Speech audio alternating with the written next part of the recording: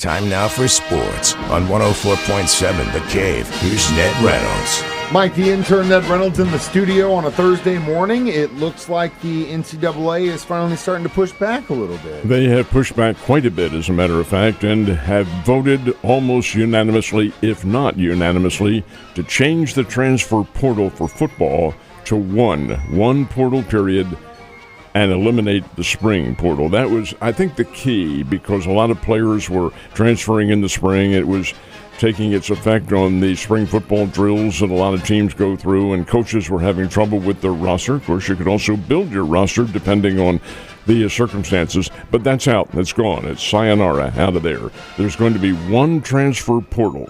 Now, the dates aren't official yet, but it's probably going to be January 2nd through the 11th. It'll be a very brief period. Again, the committee has to vote to make that official. It could change within a matter of days or weeks or something like that, but it will be just the one period that players can transfer. What does that do?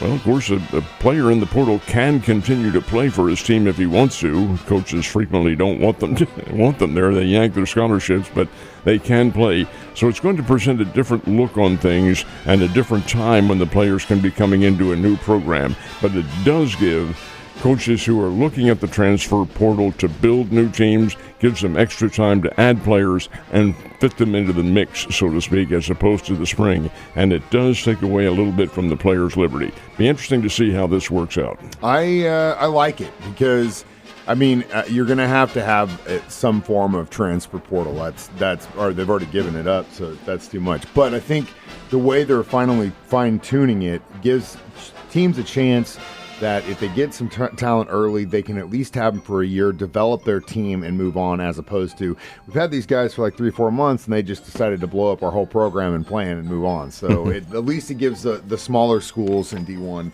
a shot. So we'll see what happens. I like it.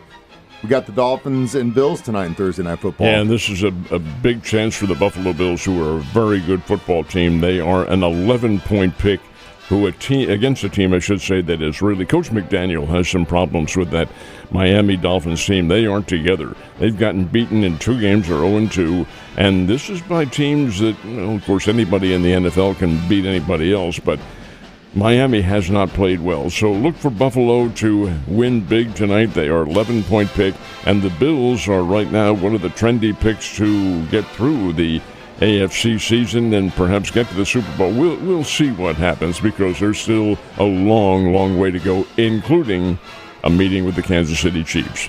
And last but not least, got ourselves a Missouri College showdown on Saturday, don't we? This is kind of interesting, because both the Bears and the Missouri Tigers are kicking off their games at the same time. Okay, you may be fans of both teams, so what are you going to do? The Bears will play Tennessee Martin over at the Plaster Sports Complex, and that's going to kick off at 6 o'clock. Any heating of the day should have begun to diminish by then, and the game will be under the lights and so forth. Hopefully the weather will hold. So it's the Bears-Tennessee Martin that kicks off at 6, and the Missouri Tigers kick off their conference season at 6 o'clock, and they are taking on South Carolina, and Mizzou is a favorite in that game. South Carolina got beaten by Vanderbilt last week in Columbia, South Carolina. All right, this game's in Columbia, Missouri, and they'll kick it off at 6. And interestingly enough, Evangel also plays a home game. They play their home games in Nixa. That'll also be starting at 6, so the allegiances are going to be greatly tested on Saturday. No, the Cardinal season is coming to an end soon, but if the Cincinnati Reds continue to have bats like this going into the postseason, watch out for those guys. Yeah, their chances of making the postseason are becoming much more fragmented as the final 2 weeks of the season are here. They still have a chance mathematically, but they got to play well and hope for some breaks. The Cardinals got bounced by the Reds yesterday afternoon, 6-2 up at Busch Stadium in St. Louis. And get this one, 5 of the Reds' 6 runs were driven in by the one-time Oregon All-America Spencer Steer, who is a very, very good player. He's really beginning to come into his own now, and he is helping to jettison that Cincinnati push to perhaps get in the playoffs. So what's next for the Cardinals is the Milwaukee Brewers. Cardinals are off today and then take on the Milwaukee Brewers starting tomorrow night, and the Cardinals could really help out the Philadelphia Phillies by beating the Brewers in 3 straight and help them out. Both teams are in the playoffs, Brewers and Phillies, but Philadelphia would like to get the best record, and they're within 2 games of doing so. Philadelphia plays the Arizona Diamondbacks. But bottom line is this: it was Cincinnati 6, the Cardinals 2 yesterday. And as far as the Royals go, they were taking on a team that had won 10 straight, the Seattle Mariners. Mariners are really, folks, a very good team.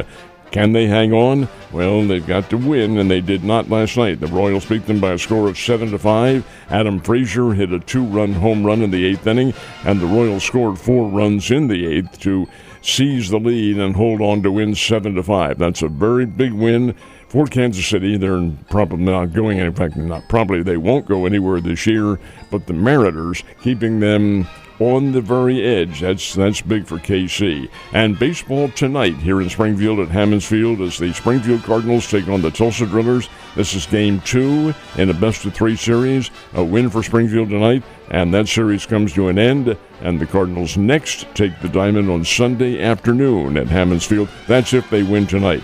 If the Cardinals do lose tonight, then they'll play again tomorrow night at Hammons Field in the 3rd and deciding game in the Texas League playoffs. Hopefully those Birds can get a win at Hammons Field tonight. Go Cardinals. Now we got the Chiefs in the Sunday night football game in the Big Apple against the Giants. They do indeed, and Kansas City is a 6-point favorite over New York. And that's about reasonable. That's what I would think. The Chiefs are better, and I think they're going to come up with their first win of the year. And there is talk of Xavier Worthy playing in this game, being fitted for a harness and playing.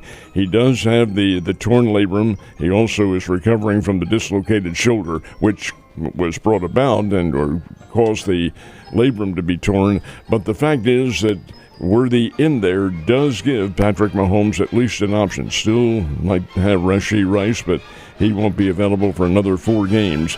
So we'll see just exactly how this works out. I think the Giants are a good team, but I don't think they're great. They did have a chance to beat the Dallas Cowboys last week, did not do so. But the fact of the matter remains, Kansas City needs a win. You don't want to start 0-3 on the season. I don't think they will. And, of course, that game is heard right here on The Cave. Ned, you have a wonderful Thursday. Whatever you're doing, stay safe, and I'll see you tomorrow.